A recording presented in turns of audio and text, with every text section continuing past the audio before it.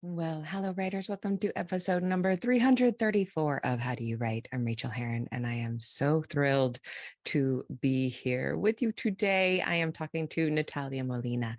And y'all, this is such a joyful conversation. Oh, I think it's going to inspire you and uplift you and just make you feel good. We're going to be talking about being kind to yourself and resting and talking about doing service for other people. And stick around, please, for the interview. It is so good. So that is coming up in your very near future. I am glad to tell you what has been going on around here. Oh my gosh, it feels like so much. Last week we were suddenly thrown into the housing market in New Zealand because we had decided it might be a good time to look for a mortgage. Our lease is coming up on our fantastic, beautiful, wonderful place. And the housing market is very, it's depressed in New Zealand. So it's a good time for a buyer. And we just decided to apply to see if a bank would approve us, not thinking we would get approved. Lala has been unemployed for several months now. I can't remember if I mentioned that. I probably did. And all of the money that I make is what is considered offshore assets because I get paid in American dollars, which then I bring over to New Zealand. And that's awesome. But then they approved us and we were suddenly looking and we fell in love with the place. And it was perfect. And it was just down the street from where we live with the same harbor views. And yes, we got very, very excited and put in an offer. And then we did not get it. We did not get it. So it's just been this enormous roller coaster of emotion all in the past 7 days, in the past week. All of this has arisen: house shopping, learning these terms because New Zealand does not sell a house like America. I'm not sure which method is better, but New Zealand is certainly faster, certainly a lot faster. So many things we did not understand last week that we do understand this week. So we are continuing to move forward, but now we're doing it a little bit more, I don't know. I'm not going to even say thoughtful or carefully because we obviously were doing that, but maybe a little bit more sobriety around it, understanding, acting a little bit more. I want to keep wanting to say more soberly, and that is not correct English, but with less panic. That's what I want to say. It's been a panicked few days, and that did not feel that great. So I am happy to come down off of that ledge, and now we move forward nice and slow like. There will not be an episode next week because I will be off on holiday tramping the Abel Tasman track, which is a 5-day hike that we are going to attempt to do. We've been training for a good 6 months, and I don't know if we're well enough trained. We will find out. But we are doing it the nice middle-aged way where we are supported, where they will give us our lunch in the morning and pick us up at the end of the trail at the end of the day and take us either to our glamping campsite or to the hotel, depending on where we are. So it's going to be super, super fun. So no episode next week. That will be kind of my holiday break. And I wanted to say that 90 Days to Done is open. As you are hearing this, as this goes out this week, it will be live on the 8th of December. 90 Days to Done is open. 90-day revision is not. It sold out in just a couple of hours. So that one always sells out, and priority is always given to people who have taken 90 days to done, which is why it fills up so pretty much instantly. So if you are interested, 90 days to done will be starting on January 3rd and it goes till the end of March. And in those 90 days, you can be with our small cohort. It's a masterclass in which you will write the first draft of your book. It's like an extended NaNoWriMo with a bunch of hands to hold, including mine. And it is so much fun. So much work gets done. We build an amazing community, and I would love to have you along for the ride if you would like to join. So that is open. You can go to rachelherron.com/90 days to done. 90 is the number, 2 is TO, 90 days to done, and that will be there. It will tell you if it is closed when you go to that link, but it's really awesome. And I'd love to have you if it is something you are interested in. So that's coming up. The other thing that's coming up right now is that we are going to jump into the interview with Natalia. Please enjoy. This is going to make you want to do some writing, and this is going to make you want to be kind to yourself. And you deserve both of those things. You deserve to honor yourself as the writer that you are, and you also deserve to be kind to yourself. Those two things go together so beautifully. And learning how to be kind to ourselves as writers and not beating ourselves up and not being mean, but actually loving the writer that you are is, I don't know, I'm going to be a work in progress at that for the rest of my life, probably, but I do get better the more I work on it. So let's jump into the interview right now. Here's a little bio. Natalia Molina is a distinguished professor in the Department of American Studies and Ethnicity at the University of Southern California. She is currently serving as Interim Director of Research at the Huntington, temporarily stepping down from its board of governors while a search for a new director is underway. Her own research explores the intertwined histories of race, place, gender, culture, and citizenship. She is the author of the award-winning books, How Race is Made in America, Immigration, Citizenship, and the Historical Power of Racial Script. Her most recent book is A Place at the Nayarit, How a Mexican Restaurant Nourished a Community on Immigrant Workers as Placemakers, including her grandmother, who nurtured and fed the community through the restaurants they established, which served as urban anchors.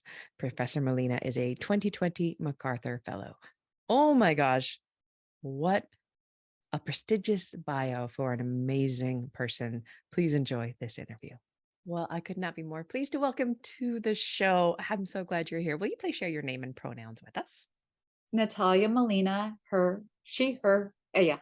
Thank you. I'm delighted to have you here today. And I can't wait to talk to you all about writing and your latest book and all of that. But as you know, this is a show about writing process. And you are an incredibly busy person who is wearing a lot of hats at this moment. I really liked your autoresponder. I'm obsessed with autoresponders right now.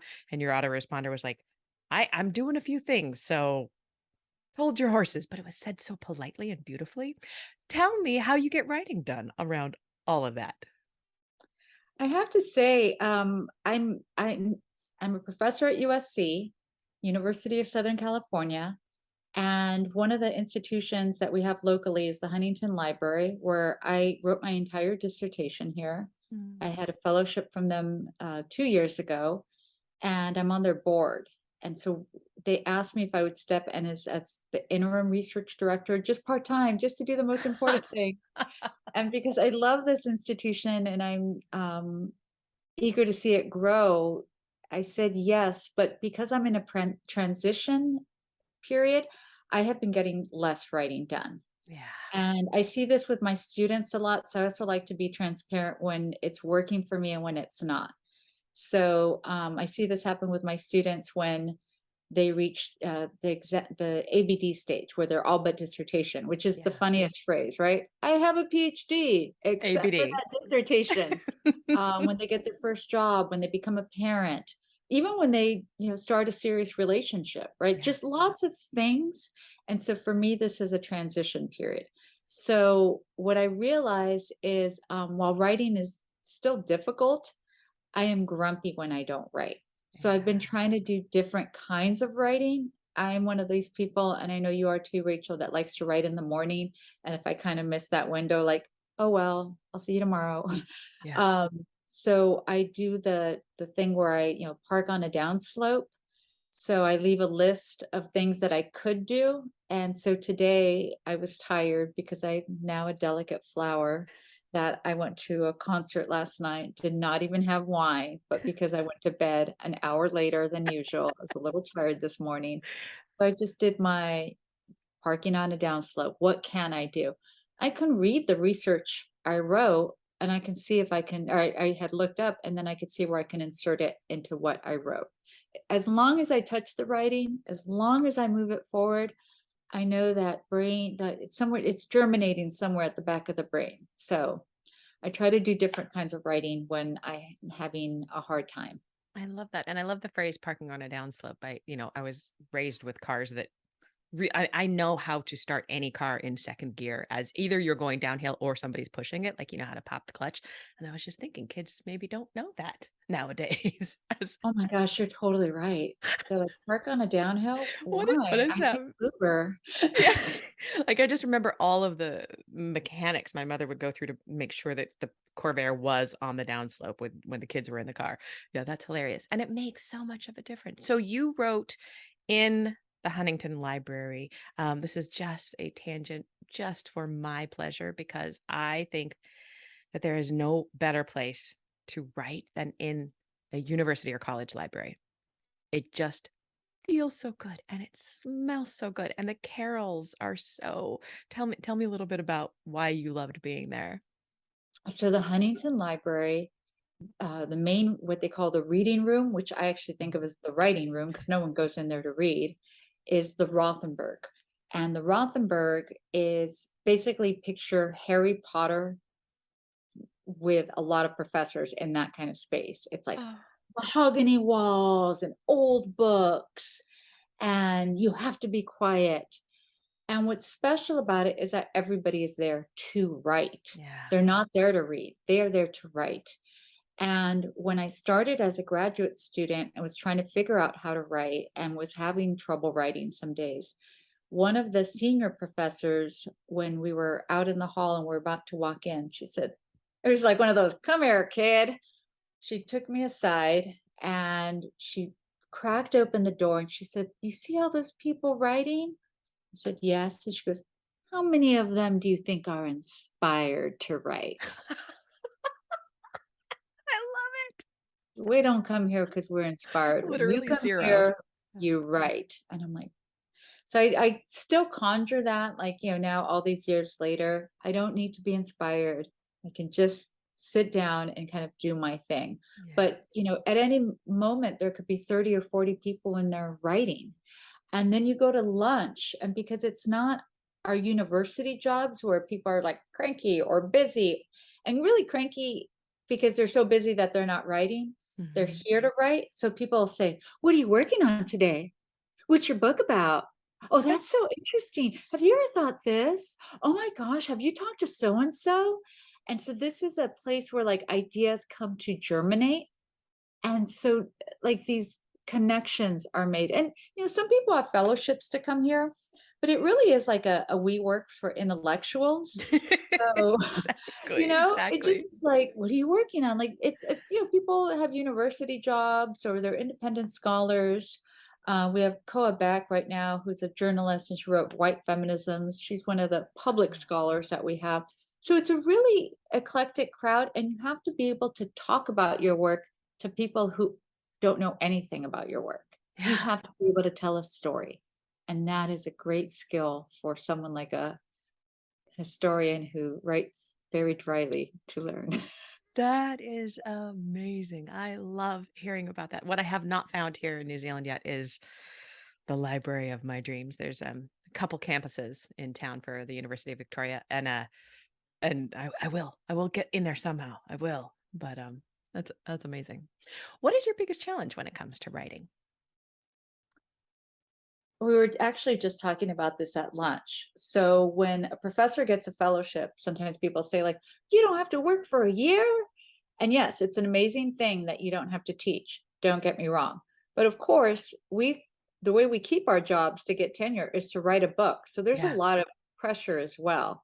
And so at lunch, there were senior professors and then what we call senior professors, meaning they're tenured, and a junior professor, meaning she's not tenured. And so people were giving her advice. And, put your auto responder on your email. It's okay to say no. We did all these things. And finally, somebody kind of bowed his head and he said, yeah, but sometimes it's hard to stay off email and you do say yes to things. And I said, yeah, they've traced the calls. It's coming from inside, right? The reference to this horror movie. Yes. Yes.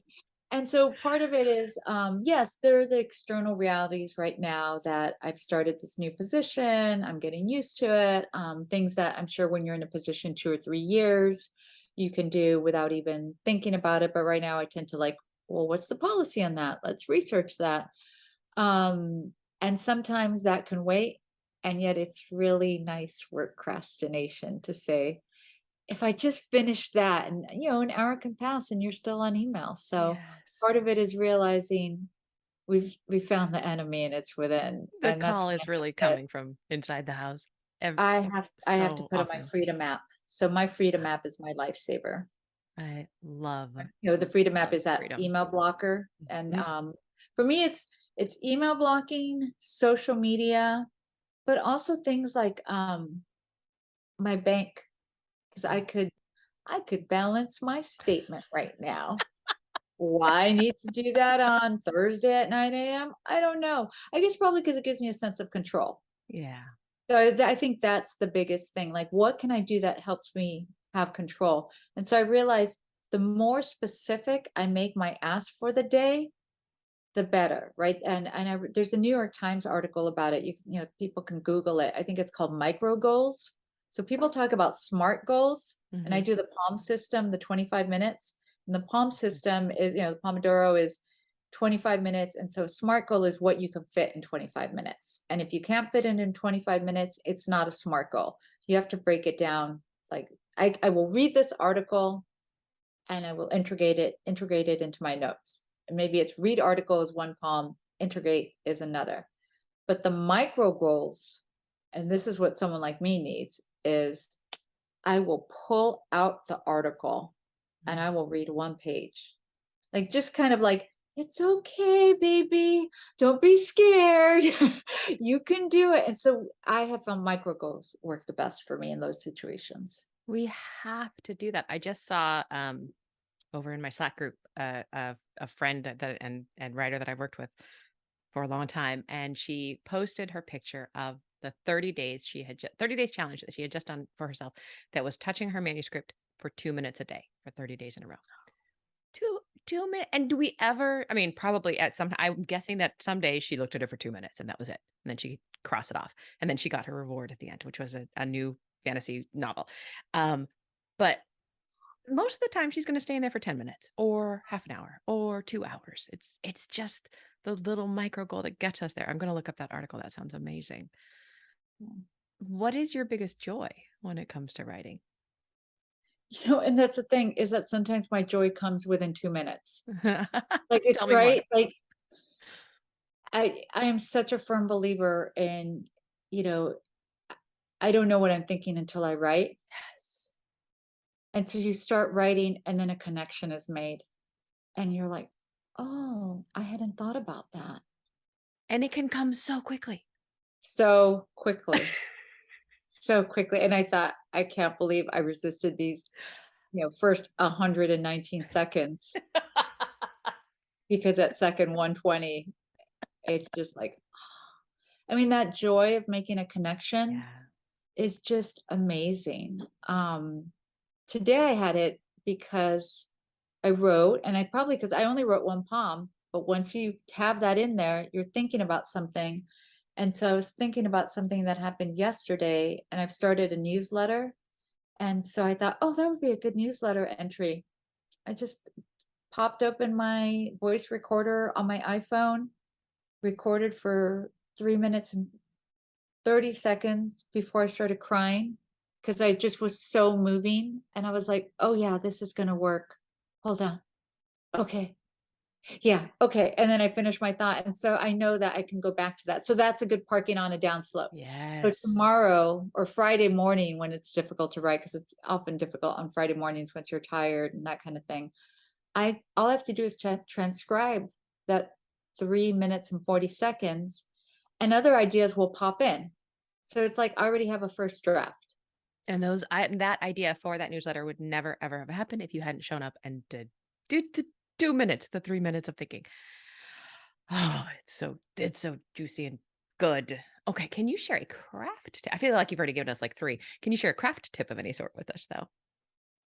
Um, I've been at this a while, and so I will say that part of my tip is I've relaxed a little. So before COVID, so when I moved back, I was at UC San Diego for 4 years. I mean, for 17 years. And then I moved back to LA and I started this little, um, we had trouble coming up with a name, and we have two names, Wagettes, Writing Accountability Group, and it's all women. So we say it's our Wagettes. And we were all writing a book. So we called it each other our book babes. Cute. I know we just went for the full cuteness. And so I would note we would do a share out at the beginning, once a week. Like what do I want from this week? What worked and didn't work last week? And people were so hard on themselves. Oh, I Mm, was lazy. I didn't write 3 days. Oh, I can't move this project forward. It's just not working for me. Maybe I can't handle it. That kind of negative talk. mhm, In the meantime, I'm like, are you looking at what else is going on in your life? You have a small child, you travel to give a talk, you did too much what in for professors we call service, like reviewing manuscripts or writing letters of rec. You're teaching a new class, you're in a transition period, those kinds of things. So part of it was telling each other all the time, like, be kind to yourself. Maybe mm, you need to rest more. And we're not a lot of us aren't used to that, especially if you're a writer, you always have to be so self-directed. And then in COVID, I realized, oh, I was doing that to myself too, yeah. but without the external factors of maybe I'm tired because I'm traveling, maybe I'm tired because my commute is long. I just realized some days I'm tired. And so what I do those days is I try not to, do email or work procrastination or internet or anything. I just go lay down. Mm, And sometimes after even if it's the morning, mhm. and sometimes after 20 minutes or 30 minutes, but really rarely more than an hour, I'm not tired anymore. And then I go work. So part of it is my craft trip is being kind to ourselves. Because you're tired doesn't mean you're lazy. It just means you're tired, and you would never tell someone else, no, go work on that. What do you mean 2 minutes? No, it has to be 2 hours or you're a Exactly. loser. And I If need you to do wouldn't it say 7 it to days in a week. Yeah. yeah, if you wouldn't say it to someone else, don't say it to yourself. I absolutely love that so much. And we have to have people around us to remind us of this because I just can't keep this idea in my head for more than like, maybe 2 hours and 15 minutes. But the other day I was talking to a friend and I was beating myself up and I was like, I did everything right. I got sleep. I've been eating well. I've been exercising. Why am I feeling this tired? And she says, "Oh my gosh, you just sound like you're human. Are you human? Like why are you expecting perfection of yourself? And why do we forget that? And we have to have those groups around us to remind us of that. Thank you for reminding me of that today. You're my reminder today. And for everyone listening, to be kind to ourselves and think about how incredible it is that we are even thinking and doing writing at all. Yes. So gorgeous. Okay. So, pop quiz. Um, what's the most mortifying moment you've survived as a writer? My first book was rejected. Tell me That was more. really hard. It was rejected after a lot of interest had been expressed in it. It was solicited, Uh, and they kept it for a long time before they Oh, released it. so your hope was in the stratosphere. Yeah. And also, if you're gonna break up with me, do it quick. Like, don't string me on for that long. Um, and that was a book that, I work on race, and Mhm. a lot of the studies around race, you think of like African American studies, or I do Latino studies. Part of the reason that we tend to look at them kind of in these silos is because of the movements they came out of, the women's movement, the gay movement, all the movements of the 60s. And people get trained these ways. So they aren't trained to talk to each other very much. Mm, And my book was trying to get the fields to talk to each other. mm. And I was told, no, no, no, we don't do that. And so I just said, okay. And they said, if you cut out the other stuff, we'll publish it. And I thought, that Oh that's my defeating gosh. the purpose. But I realized, because sometimes people's feedback tells you more about them than it does about you. Mhm. But in this case, I thought, I think I'm not communicating what I want well enough. So what your feedback is telling me, not that I need to change, but that I just need to be clear. Mm. And so I, rewrote all of that, and the book got published, and I moved on with my life. At that moment, you think like, I won't move on, but you I'll move on. never move on. Right, I right. move on, and then 15 years later, I get a big award for doing that kind of work.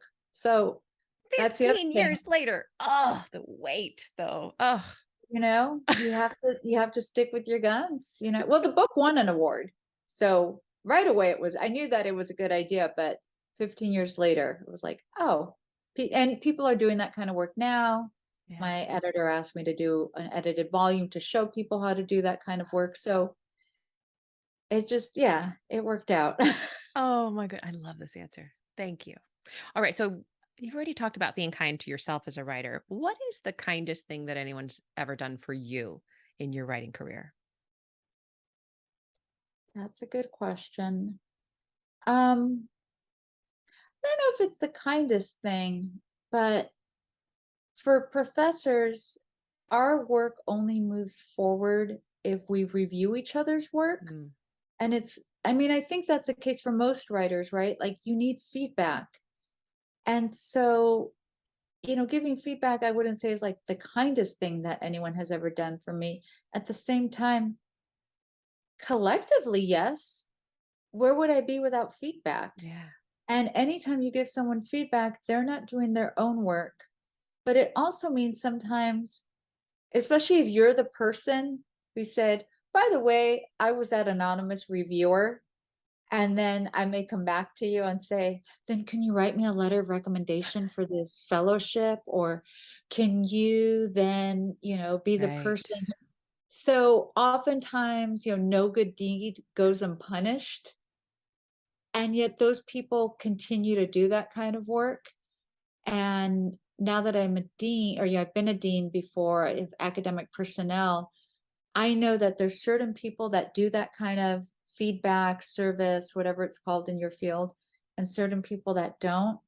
So collectively, it's those people, and collectively, it's that act of kindness that a lot of other people say no to. Mm. And it is all about energy, I think, the energy and the time that they're putting into the other person's work, not giving to themselves at that moment, but choosing to do that because it's a kind thing to do and a helpful thing to do in a collective format. That's awesome. How do you Yeah, we manage how do you balance that now for yourself? I I try to kind of think about it in slots. And so I always have time for that. I don't have time for it horizontally, so that if everybody comes to me, I'm not just going, "Oh, do your work and do And your then work and yours, do yeah, yeah, your work." Because I figure it also doesn't behoove them to have somebody who isn't learning by doing their own writing and who doesn't have a good reputation.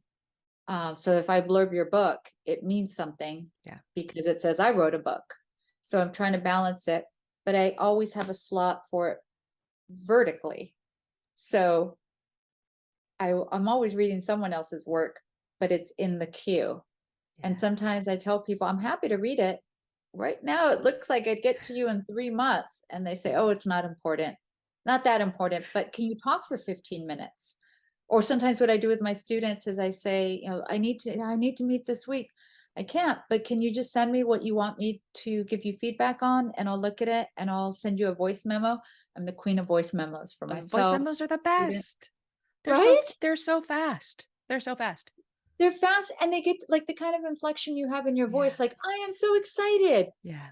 I was confused. I think you're saying this, but you really don't talk about that till page 10, and it ends on page 10. Can we can we link what you say on page 1 to page 10? And that's kind of hard to do just in Yeah. comments. And Yeah. if you do it in comments, written comments, it's going to sound harsher, like the ideas are very disparate here and they're disconnected over the menu. You know what I mean? So Mhm. I try to say, like, I may not be able to do it in this form, but what exactly do you need? And maybe I can help you in this moment.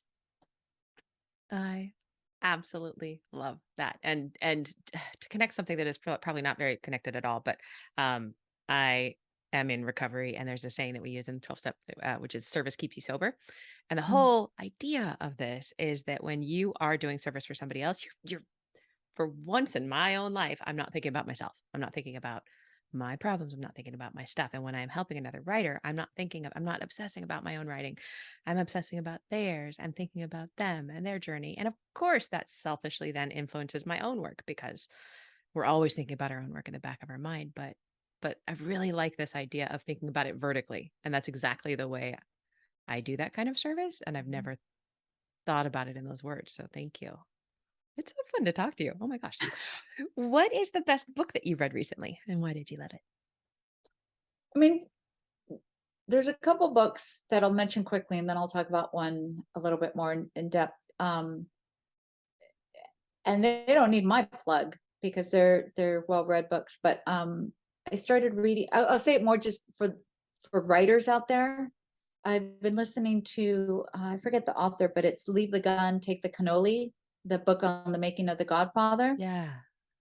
It's interesting to hear that or read that as a writer because I mean, not all parts will apply, but you get to the part where Francis Ford Coppola is converting the novel to a film, and what he does is he goes and underlights all the action parts.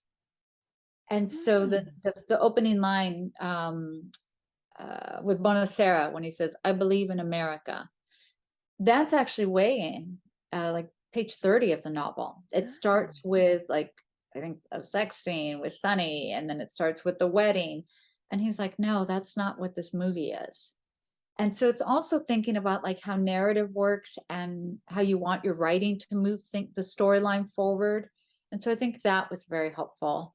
I like to read things that aren't really connected to my work, right? Because Yeah, me then too. it activates that part of the brain Yeah. and just the storytelling part. Then the other one is the Empire of Pain about the Sackler Empire. And I never wanted, it was silly. I didn't want to read it because of the topic, but I was recommended by a few friends. And I'm also, here at the Huntington Library, I'm also working on a book on the history of the Huntington Library. So, it's like Henry Huntington was this great man who built this place. And I'm really interested in what it looks like from the viewpoint of the workers to have been like a Mexican immigrant who built this place. And what I love about the Empire of Pain book is that this is a family that built something, but he doesn't just take it from the perspective of the family and their empire. He talks about all the tentacular reach that empire Mm. had, like through cultural institutions, through the museums. Ooh. Yeah, it's really interesting, the family dynamics. You're the first person to make me want to read that. And for people who don't know the Sacklers, they are the ones who are basically behind the opioid crisis in America. Um, And I just did Dope Sick with Michael Keaton on Hulu, and we just finished that series. It's very good. But mm, it's a different way of telling that story. That story is the story of oxycodone. mhm. The Empire of Pain is the story of the Sackler family. That's fascinating. Yeah. It's really interesting. And then in my field, the book that I recently read and blurbed was Kelly Lytle Hernandez's Bad Mexicans. And she's looking at the Magone brothers and the Mexican Revolution, but the connections between the US and Mexico. Because again, we tend to think of things as silos. This is US history, this is Mexican history. But she looks at all the US business magnates, investors who went and invested in Mexico. So then the US had a stake in the Mexican Revolution. Yeah, it's really interesting. So that's a great read. I feel like I'm just going to call you whenever I need my next book recommendations. This Look, is fabulous. yeah, we can always be on speed dial with each other. Or voice memo. Perfect. Now, I would love to hear from you about your most recent work, which is A Place at the Nayarit. Is that how you say it? Yes, Okay. yes. Tell us So about it's that. a place at the Nayarit, how a Mexican restaurant nourished a community. And it's a story of my grandmother, Natalia Barraza, who immigrated to the US in 1921 on the heels of the Mexican Revolution. It was unusual for a woman to immigrate then, and it was unusual for a working class woman, really a very poor woman, to amount to much. But I think she saw that and said, if I work as a waitress or in the agricultural fields or run a boarding house, I'm not going to get very far, and I can cook. So she started her own restaurant. it became what I call an urban anchor. Mm, I call her a placemaker, and immigrants like her placemakers, because we only think about urban anchors as like hospitals or libraries, these official institutions, but restaurants are our cultural institutions. mm, And so it takes place in Los Angeles in a neighborhood called Echo Park, which is, being filmed and all the time now. And it's a very trendy neighborhood. And people seem to think like, wow, it's really made it. But it's the story behind that gentrification and all the immigrants who made Echo Park a place where people could feel insiders for years, and not just Mexicans. What's interesting about Echo Park is that it's a geographic crossroads and it's a cultural crossroads. that gives me goosebumps.